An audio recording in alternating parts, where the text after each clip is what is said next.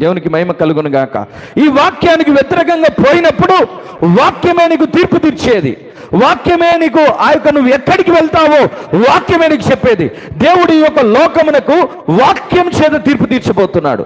దేవుడు ఈ లోకమునకు యేసుక్రీస్తు ద్వారా ఇదిగో తీర్పు తీర్చబోతున్నాడు. యేసుక్రీస్తు ఎవరు?